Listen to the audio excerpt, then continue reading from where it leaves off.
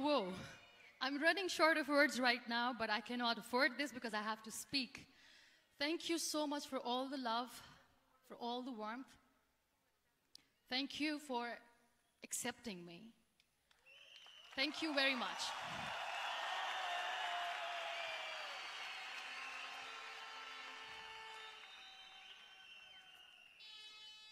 Well, I always start my talk with a disclaimer. And that disclaimer is that I've never claimed to be a motivational speaker. Yes, I do speak, but I feel more like a storyteller because wherever I go, I share a story with everyone. Well, it is a story of a woman whose perfectly imperfect life made her who and what she is today.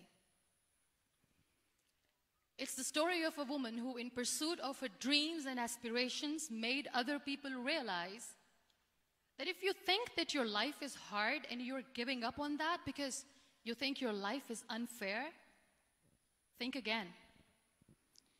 Because when you think that way, you are being unfair to your own self. It's the story of a woman who made people realize that sometimes problems are not too big. We are too small because we cannot handle them.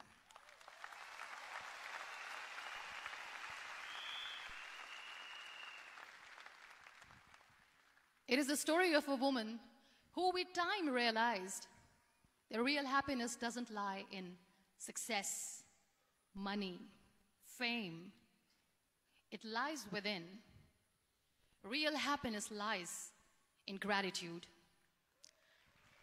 So I am here, and I'm going to share the story of that woman.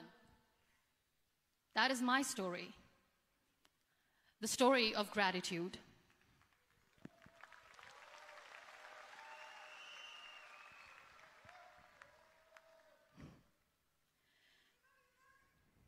I love you too. I love you all. I believe in the power of words. Many people speak before they think. But I know the value of words. The words can make you, break you, they can heal your soul, they can damage you forever. So I always try to use the positive words in my life wherever I go. They call it adversity, I call it opportunity. They call it weakness, I call it strength. They call me disabled, I call myself differently abled. They see my disability. They see my disability, I see my ability. There are some incidents that happen in your life, and those incidents are so strong that they change your DNA. Those incidents or accidents are so strong that they break you physically. They deform your body, but they transform your soul.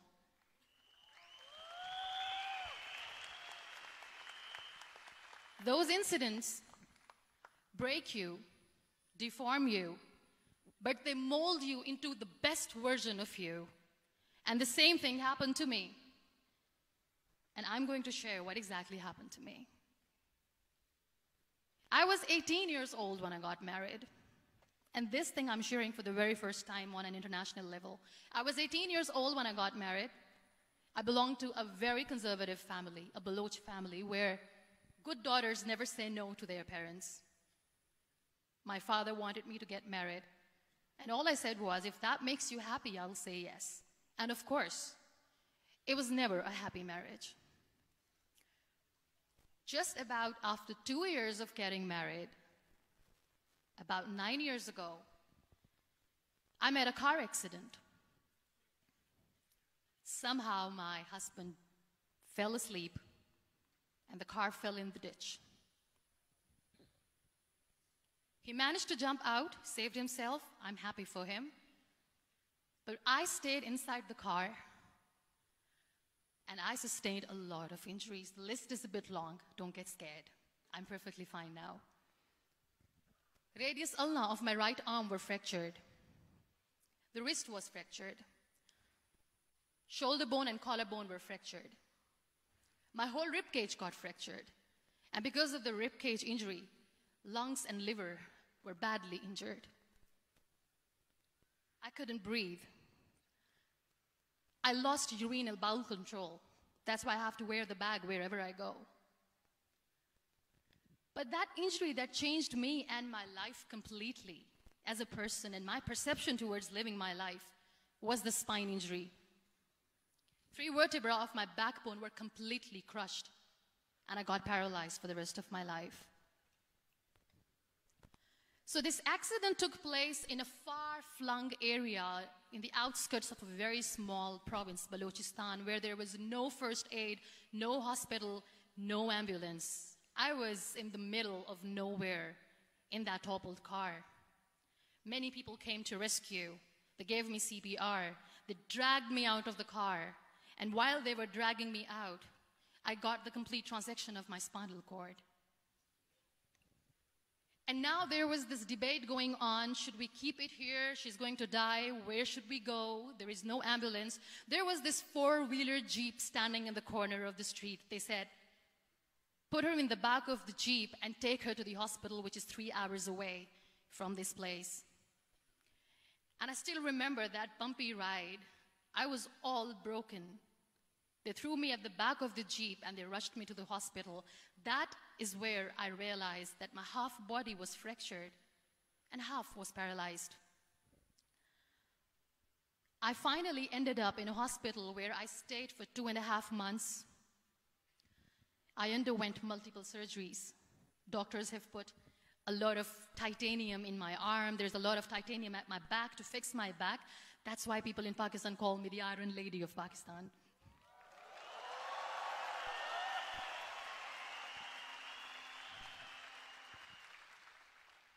Sometimes I wonder how easy it is for me to describe all this all over again.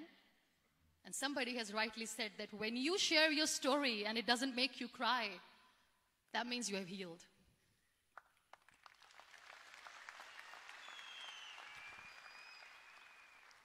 Those 2.5 months in the hospital were dreadful. I will not make up stories just to inspire you. I was at the verge of despair. One day, doctor came to me and he said, well, I heard that you wanted to be an artist, but you ended up being a housewife. I have a bad news for you.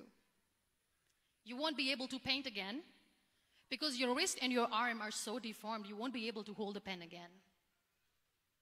And I stayed quiet.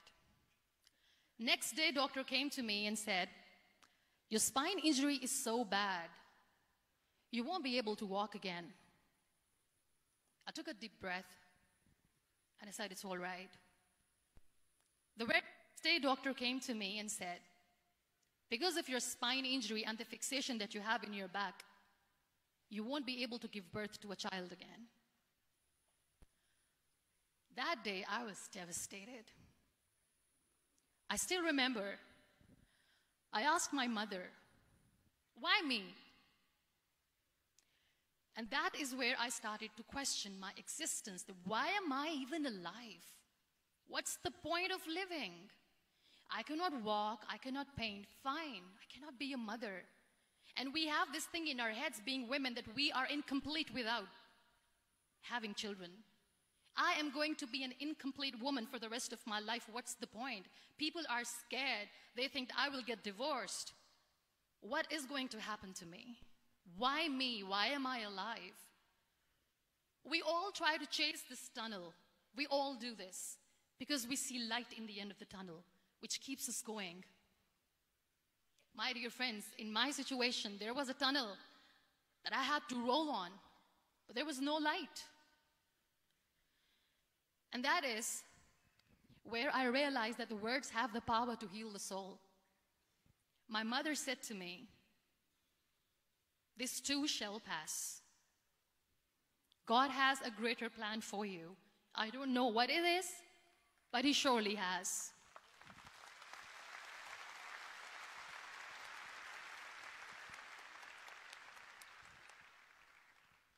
And in all that distress and grief, somehow or the other, those words were so magical that they kept me going. I was trying to put that smile on my face all the time, was hiding. It was so hard to hide the pain, which was there. But all I knew was that if I will give up, my mother and my brothers will give up too. I cannot see them crying with me. So what kept me going was, one day I asked my brothers, I know I have a deformed hand, but I'm tired of looking at these white walls in the hospital and wearing these white scrubs. I'm getting tired of this. I want to add more colors to my life. I want to do something. Bring me some colors. Bring me some small canvas. I want to paint. So the very first painting I made was on my deathbed, where I painted for the very first time. It was not just an art piece or just my passion. It was my therapy.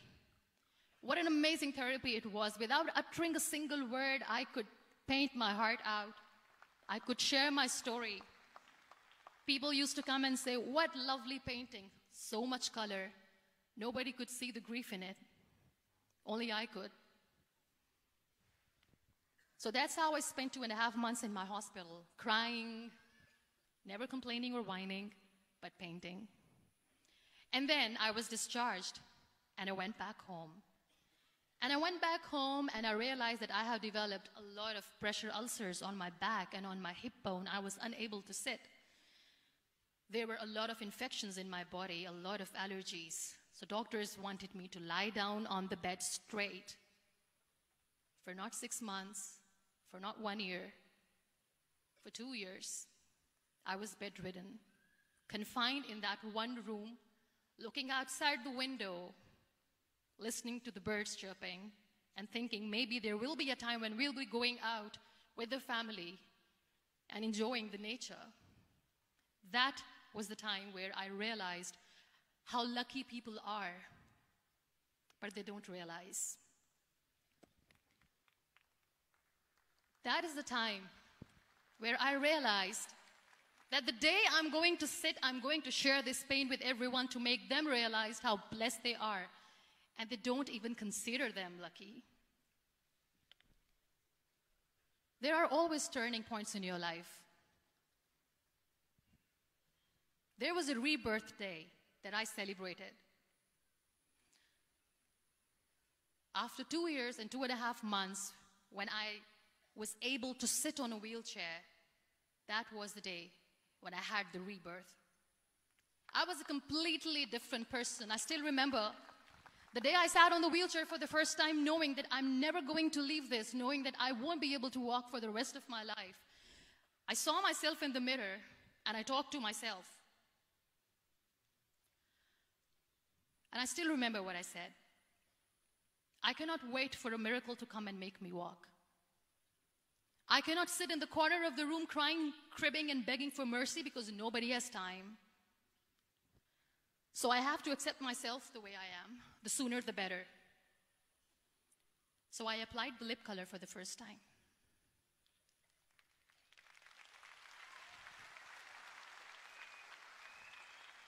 And I erased it. And I cried. And I said, what am I doing? A person on a wheelchair should not do this. What will people say? Clean it up. Put it again. This time I put it for myself. Because I wanted to feel perfect from within.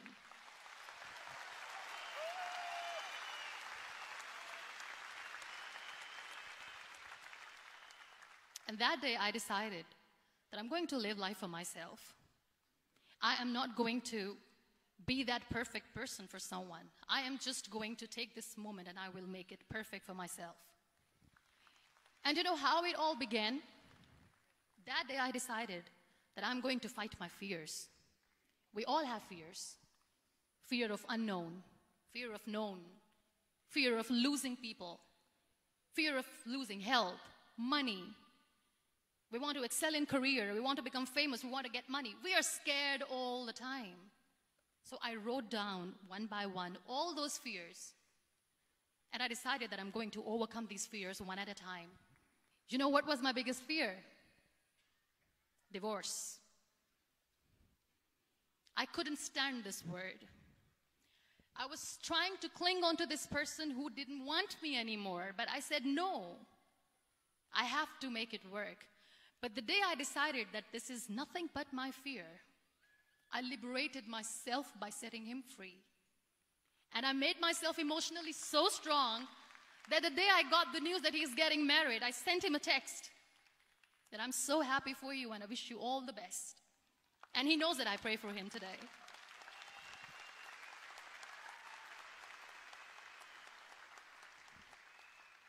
My biggest fear, number 2, was I won't be able to be a mother again.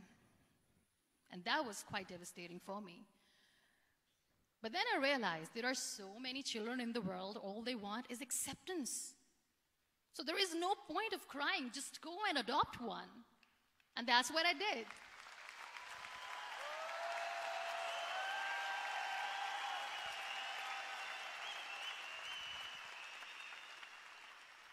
I gave my name in different organizations, different orphanages. I didn't mention that I'm on a wheelchair, dying to have a child.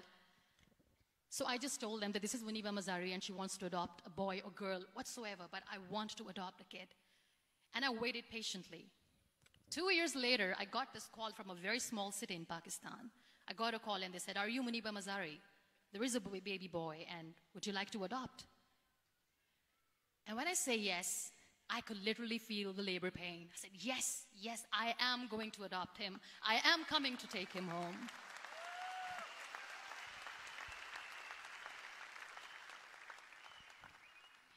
And when I reached there, the man was sitting and he was looking at me from head to toe. And in back of my head, I kept thinking that, oh my God, he's going to say she's on the wheelchair. She doesn't deserve it. How is she going to take care of him? And I looked at him and I said, do not judge me because I'm on the wheelchair. But you know what he said? He said, I know you will be the best mother of this child. You both are lucky to have each other.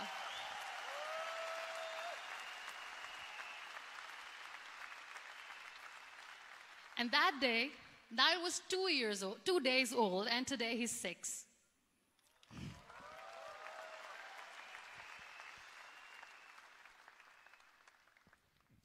You'll be surprised to know another bigger fear that I had in me.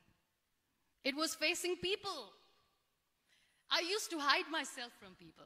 When I was on bed for 2 years, I used to keep the door closed. I used to pretend that I'm not going to meet anyone, tell them that I'm sleeping. You know why? Because I couldn't stand that sympathy that they had for me. They used to treat me like a patient. When I used to smile, they used to look at me and say that, you're smiling, are you okay? I was tired of this question being asked, are you sick? Well, a lady yesterday at the airport asked me, are you sick? And I said, well, besides the spinal cord injury, I'm fine, I guess.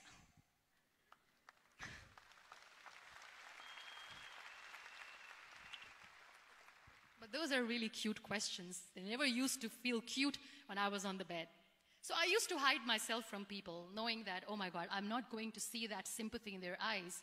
It's all right. And today I'm here speaking to all these amazing people because I have overcome the fear.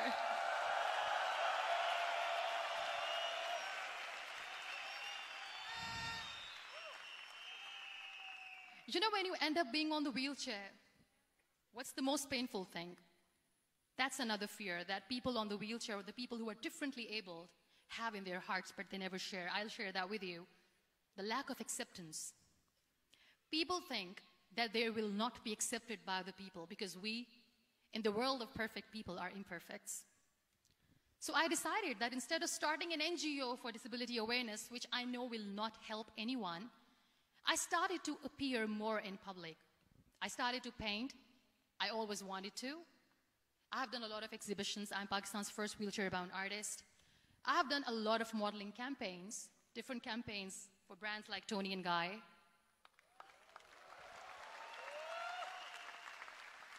I have done some really funny, breaking the barriers kind of modeling.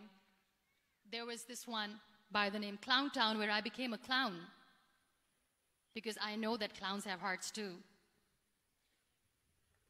And then I also decided that if I really want to make the difference, I am not going to let people use me for their polio campaigns where they will make you a victim and an emblem of misery and mercy and will say that, you know what, give polio drops to your children or they'll become like this girl. I decided that I'm going to join the national TV of Pakistan as an anchor person. And I've been doing a lot of shows for the last 3 years.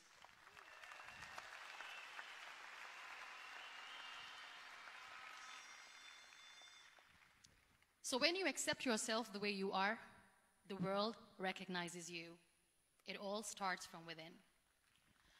Thank you. I became the National Goodwill Ambassador for UN Women Pakistan, and now I speak for the rights of women, children. We talk about inclusion, diversity, gender equality, which is a must.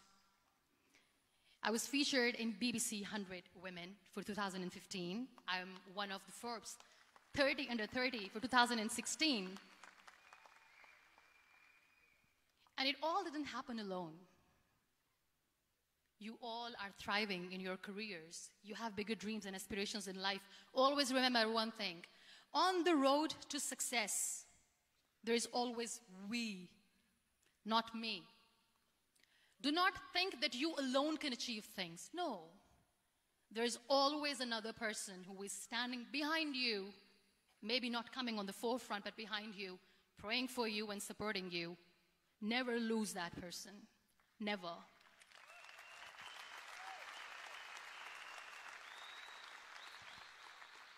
No matter how much I say that I couldn't find a hero, so I became one, I still want to recognize those 3 people in my life who literally changed my life completely, and I get inspiration from them every single day.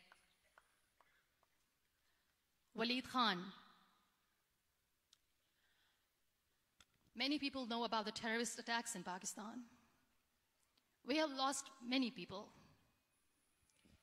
And I'm sharing this with a very heavy heart because we actually have lost a lot of people in this huge turmoil of terrorism. These people are barbarians. They do not see people. They're even worse than animals. They have killed people in mosques. They have killed people in churches, temples, even in schools. There was this terrorist attack in Army Public School, Peshawar, where these terrorists entered in an examination hall and they killed our children.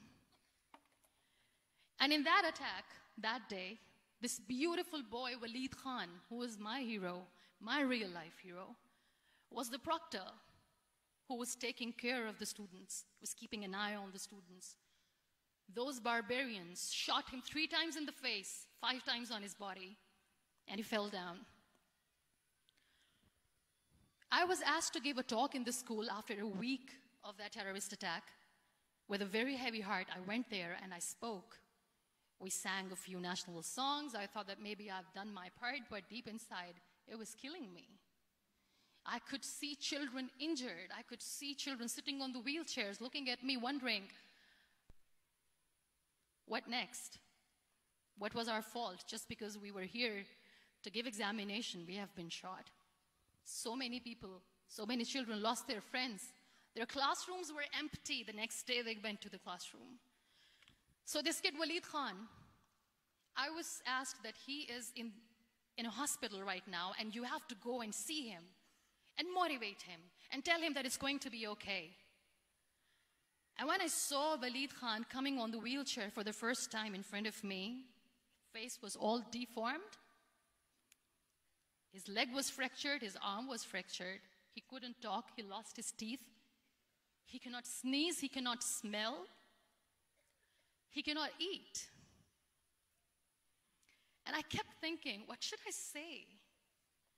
That everything is going to be all right? No, nothing is all right. And while I was juggling with the words, what to say, what not to say, this beautiful child, Waleed Khan, came to me and he said, "Are you Muniba Mazari?" I said, "Yes." He said, "Baji, let's take a selfie."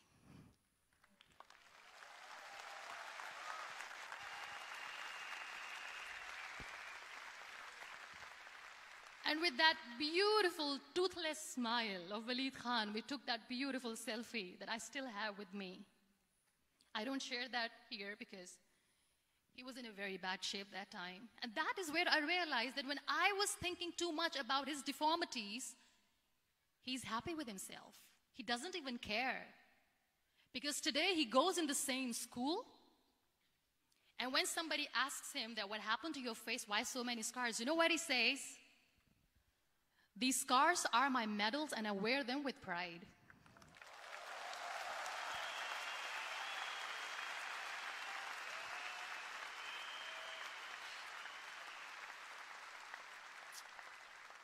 And how beautifully he says the terrorists wanted me not to study. I am going to study. I will become a doctor one day.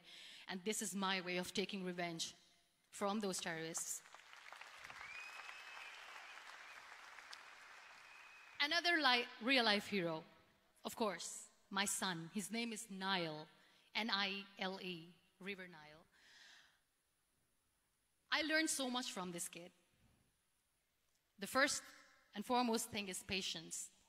How to be patient when you know that your mother cannot walk, when you know that your mother is different from the other women, when you know that your mother cannot go out and play with you, how to stay calm. He loves football. And when we got the very first football, he was 4 years old. He was super excited. I still remember he came in the room and he said, "Mom, let's play football." And he kept the ball in my feet. And he said, "Let's kick it." And that day I felt disabled. I said, "I cannot kick the ball." And I was down with the same face. He looked at me and he said, "Well, that's all right. Your legs are not working, but your hands do. Let's play catch the ball."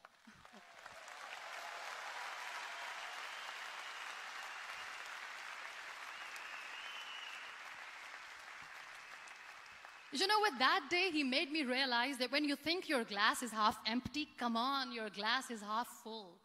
It's all in here and here. Last but not least, the woman who made me realize that heroes have no gender.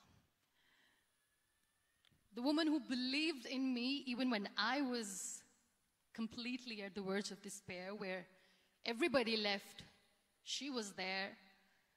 And every time I looked at her, without saying anything, she used to look at me and said, "This too shall pass. God has a bigger plan. And one day you will say that, oh my God, that is why God has chosen me." She never cried in front of me. She has always said that there will be haters, there will be naysayers, there will be disbelievers, and then there will be you proving them wrong. My mother.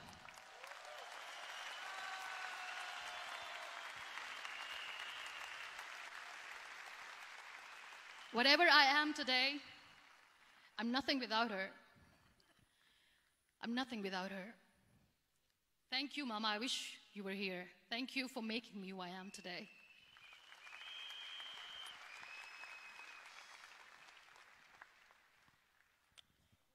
You know what? We human beings have a problem. Out of many problems, there is one more, and this is self-created one. We always expect ease from life. We have this amazing fantasy about life. This is how things should work. This is my plan. It should go as per my plan. If that doesn't happen, we give up. So my dear friends, let me tell you one thing. I never wanted to be on the wheelchair. Never thought of being on the wheelchair. I was always aspiring to do bigger things, but had no idea that for that I have to pay the price to be where I am today. It's a very heavy price. This life is a test and a trial, and tests are trials are never supposed to be easy. So when you're expecting ease from life, and life gives you lemons, then you make the lemonade, and then do not blame life for that, because you were expecting ease from a trial. Trials make you a stronger, better person. Life is a trial, and with time you realize that.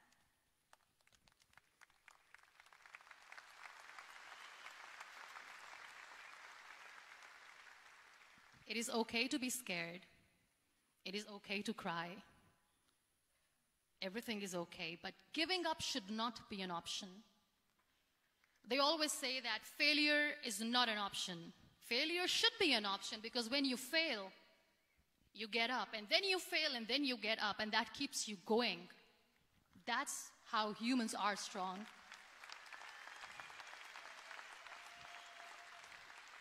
Failure is an option, should be an option, but giving up is not. Never. We have this thing in minds. We call it perfection. We want everything perfect. We want ourselves to be perfect. There is this image in our head about everything. Perfect life, perfect relationships, perfect career, perfect amount of money that we need to earn no matter what. Nothing is perfect in this world. We all are perfectly imperfect, and that is perfectly all right. That's all right. We were sent here not to become the perfect people. Those people who tell you how to look perfect, even those people are imperfect. Trying to fight this fear of looking imperfect. I used to be perfect. I still remember. I got this compliment years ago when I used to walk. Oh my God, look at you. You're fair, you're tall, you're perfect. Look at me now. You're still perfect. Only the perfect eyes can see that. Only the perfect eyes will see that. Only the perfect eyes will see that. So yes, in all those imperfections, you have to listen to your heart. You don't have to look good for people. You don't have to be perfect just because other people want you to be perfect. If your soul is perfect from within, that's all right. This is all what you want. This is all what you need to be.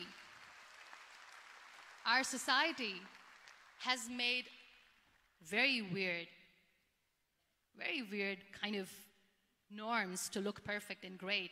For men, it's different. For women, it's different. We think too much about what people say. We listen to ourselves too little. You know what makes you perfect? When you make someone smile. You know what makes you perfect? When you try to do something good for the people around you. You know what makes you perfect? When you feel someone's pain. And how beautiful pain is that it connects you with people. No other medium can connect you with others but pain. That's why I always say that I'm in pain, and that's a blessing in disguise for me. Today, just because I'm in pain and I'm on the wheelchair, I work for children. Being the head of CSR for a company, we conduct medical camps in far-flung areas of Pakistan where so many kids die because they don't have medical facilities. And I personally believe just because they cannot afford to live doesn't mean we'll let them die. So we give them money, we give them medical treatment, we try to heal their wounds, physical and emotional. And I also work for the beautiful people, we call them third gender, the transgender community of Pakistan. You know what connects me with them? All my imperfections. When I go and I hug them, they never judge me. And this very good friend of mine, her name is Bijli. Bijli means electricity. She calls herself electricity. And I said, are you electricity? She says, no, I'm lightning. I'm as strong as lightning. Because we have very bad power outage, so she doesn't want me to call her electricity. So she says, I am very strong. I'm thunder, I'm lightning. She came to me, and the first time I hugged her, she said, you are just like me. And I said, yes, I am like you. Because to people, we are so imperfect. So how beautiful these imperfections are, that because of these imperfections, you can connect with people. Then why are we all running after being perfect? What's the point?